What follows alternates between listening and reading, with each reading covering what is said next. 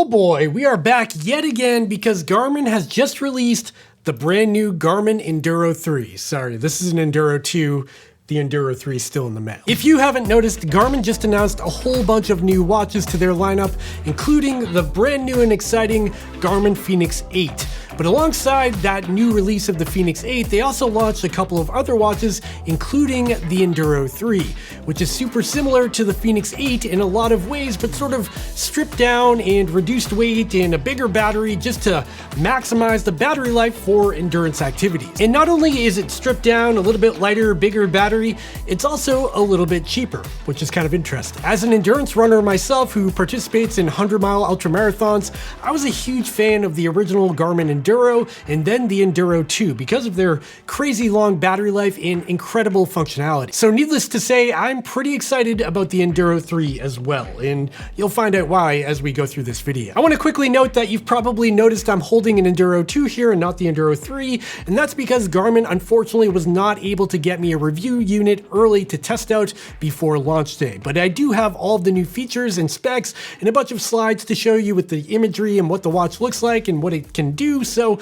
we're just going to walk through it, talk through all the new features and functionality, and I'll refer back to the Garmin Fenix 8 and the Enduro 3 along the way to just make some comparisons. Like I said, the Enduro 3 is basically a clone of the Fenix 8. Because of that, I'm going to be glazing over a lot of the common features between the Fenix 8 and the Enduro 3 in this video, because I don't want to waste your time. But if you do want to learn all about all those new features, go check out my Fenix 8 video that I'll link up here or down below. All right, let's get right into it. Pricing and options. Well, options is pretty easy with the new Garmin Enduro 3 because it only comes in one variant. It's one color, it is black, and it's only one size, coming in at that larger 51mm form factor like the largest Garmin Fenix 8. And when it comes to the price, that's also pretty interesting because the new Enduro 3 comes in at $899 here in the USA, which is interestingly $100 cheaper than last generation's Enduro 2 when it was launched. Take a look at this chart I created that shows the Enduro 3 side by side with all of the Fenix 8 variants. As you can see, the Enduro 3 is cheaper than even the cheapest Fenix 8 version. Another consideration here is that the Enduro 3 also includes solar capabilities, a titanium bezel, and sapphire glass, which does not come standard on the Fenix 8. So the point I'm trying to get at here is that even though it's very expensive at $900, it is kind of a value when you compare it to the other options in the lineup here. Now that we've talked about price, before we jump into the hardware, because that is pretty cool, let's talk about the functionality of the Enduro 3. Like I said, I'm not going to waste your time by going through all of the new features and specs of the Enduro 3 because it's very similar to the Fenix 8.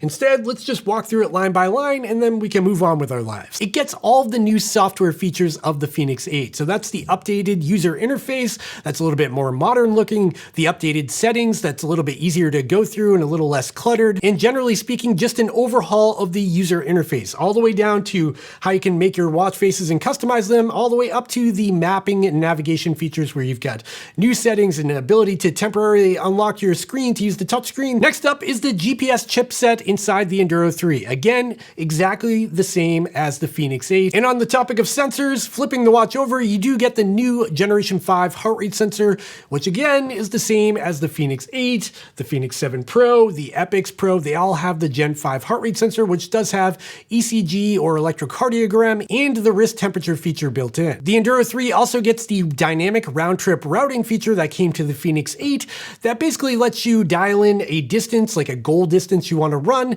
and it will automatically adjust that distance and your route on the fly as you run. On top of that, you do get the new sport-focused strength training feature that's supposed to complement your activities like surfing, skiing, and trail running by giving you strength training workouts that will build up the muscles around those activities. And in case you were wondering, the new Garmin Enduro 3 also includes the built-in flashlight. Thank goodness, because I actually love the built-in flashlight. Now that we've talked about all of the common features of the Enduro 3 and the Fenix 8, let's talk about what's missing, because there are a few things that warrant that lower price tag. First up, the build quality. The new Garmin Enduro 3 has a lesser build quality. Even though it does have a titanium bezel and metal buttons and it's rated for 100 meters underwater, it's very durable and robust and probably won't break on you with a sapphire lens and titanium bezel. It's still not rated for diving, which the new Fenix 8 is. Now for me personally, I am a land-based creature, but I know a lot of people out there both dive and run and do a whole bunch of multi-sport activities, so that is something to keep in mind. Another thing missing on the Enduro 3, which is kind of a bummer, is that it does not include the built-in speaker and microphone that is included on the Fenix 8.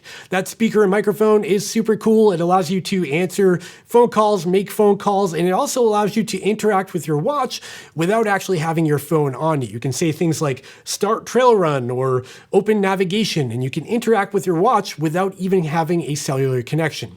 That is missing on the Enduro 3 as well. Now that we've talked about the similarities and the non-similarities between Fenix 8 and Enduro 3, let's move on to the hardware. That's kind of interesting in this case. In the past, like on this Enduro 2 here, the Garmin Enduro series was basically just an exact clone or replica of the Fenix series. As you can see here, this Garmin Enduro 2 looks basically exactly the same as this Tactic 7 in the middle here, or even this Fenix 7 Pro here. They all look pretty much the same across the board. Now moving on to the Enduro 3, that's where things change quite a bit because it's not really a direct clone of the Fenix series, it's sort of its own thing now.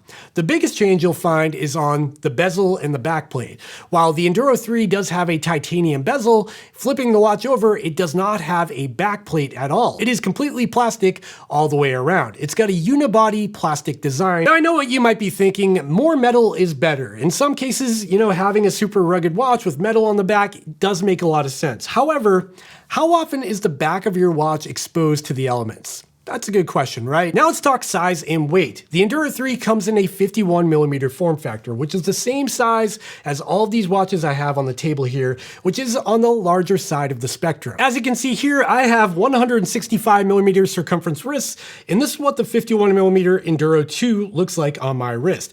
It's a big watch, don't get me wrong, but I can certainly wear it on a daily basis. I've even slept with it without a problem. However, this is right on the cusp of being too big for me and too uncomfortable because I don't have huge wrists. The Enduro 3 is pretty similar in size to the Enduro 2. It's 51mm in diameter and it's about 15.7mm thick, so it is about 1mm thicker than the biggest Fenix 8. So just keep that in mind. The new Garmin Enduro 3 comes in at only 57 grams, which is super light for a watch of this size. And when you add the included nylon band that comes in the box, that's only a 6-gram penalty. So even with the band, it's only 63 grams, which is kind of mind-blowing for a 51mm watch. For comparison, the Garmin Fenix 8 in the 51mm form factor with its included band is 92 grams. That is considerably more heavy than the Enduro 3. Now that we've talked about the hardware, let's move on to the display and the solar technology because there's been some huge improvements there as well. On this last generation Garmin Enduro 2 here, you can see that display has a sort of like haze to it. It's got sort of a reddish hue to it. In fact, angle it at the light a little bit, you can see that there's sort of a fogginess to it. It's not super crisp or contrasty, and that's because there's a solar panel across this entire display. On these previous generations of watches from Garmin that were solar enabled, they used pretty much a two-part system when it came to the solar functionality. There's the ring around the watch perimeter that's 100% effective when it comes to solar functionality. And then on top of that solar ring, there was a translucent or see-through film that went across the entire display that also collected sunlight but was only 10% effective. On this new generation of solar watches from Garmin, they've improved the efficiency of the solar ring around the perimeter of the watch so much that they no longer need that film going across the display. And by removing that film, they've removed a layer in the stack up to the display, which makes the display just look much better. Again, I don't have an Enduro 3 in hand to test out or look at,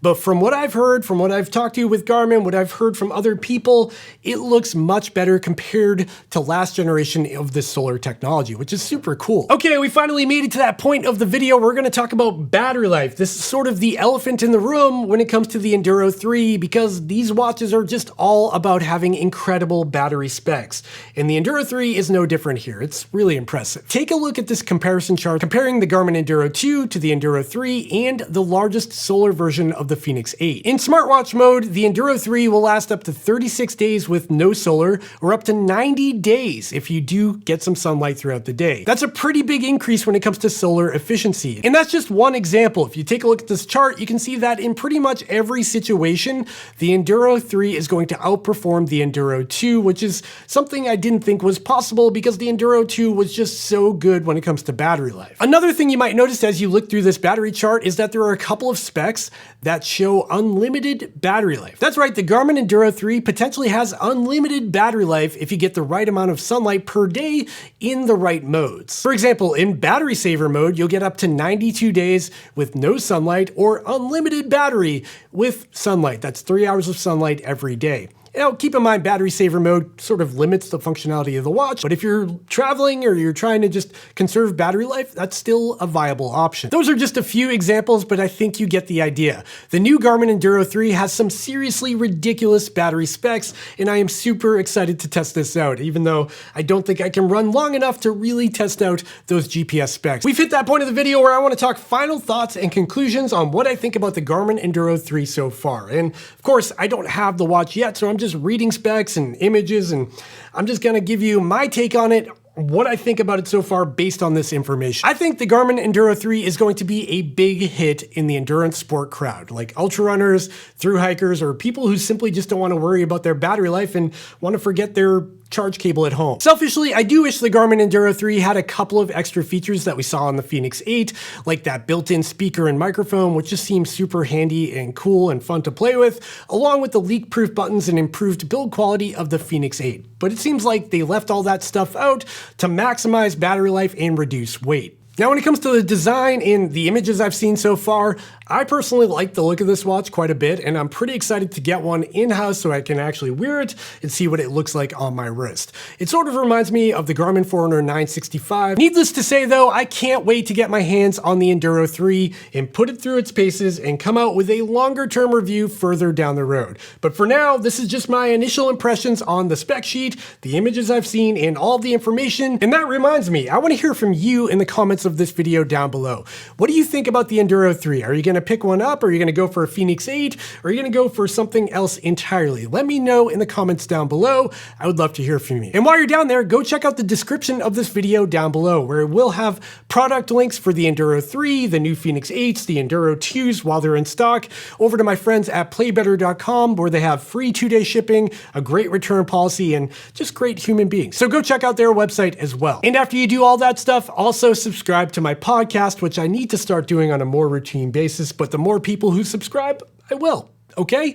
And with that, that's sort of the end of this speculative video. Hopefully you found it helpful, and if you did, give it the big old thumbs up, subscribe to the channel down below, comment down below, do all the things down there, and go check out all the other videos I posted today about the Fenix 8 and the Fenix E. There's a lot going on. It's not going to end here. It's only going to get more busy, and I will see you in the next one. Okay? Bye!